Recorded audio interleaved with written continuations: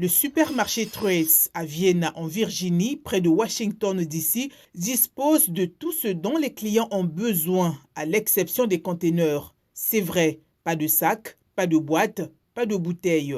Si vous souhaitez rapporter quelque chose chez vous, même des liquides comme de l'huile de cuisson ou du shampoing, vous devez vous préparer. Les visiteurs apportent leurs propres conteneurs, les pèsent, remplissent ce dont ils ont besoin et achètent ensuite leurs marchandises au poids. J'ai eu l'idée d'ouvrir le magasin en 2018. J'en avais assez de voir autant de déchets et de plastique dans les poubelles. Les tasses à café à usage unique, les emballages à usage unique. Je savais que de moins en moins de choses allaient être recyclées. Madame Perso a ouvert Trace en 2021. D'après les données de Greenpeace, seuls 6% des déchets plastiques aux États-Unis sont recyclés et elle espère que des magasins comme le sien pourront faire la différence. En 3 ans d'existence, nous avons rempli 21 000 récipients. Il ne s'agit que de récipients, sans même compter les produits qui ne sont pas emballés dans du plastique comme les barres de shampoing que nous vendons. Les clients disent qu'il n'est pas aussi facile de faire ses courses dans un magasin de recharge que dans un magasin à service complet, mais que cela leur donne un sentiment d'accomplissement.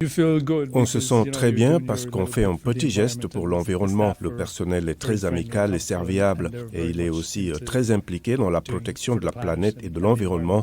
Alors oui, ça fait du bien. À Tacoma Park, dans le Maryland, un autre magasin de recharge et de zéro déchet, Fulfillery, propose même ses propres produits. L'un d'entre eux est une pastille nettoyante universelle fabriquée à partir d'huile de cuisson recyclée.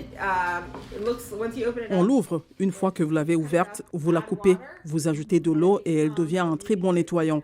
Ça nettoie le granit, le bois. Rini Saha a ouvert le magasin il y a 4 ans. D'après elle, changer le comportement des consommateurs, aussi petit soit-il, est essentiel pour réduire les déchets.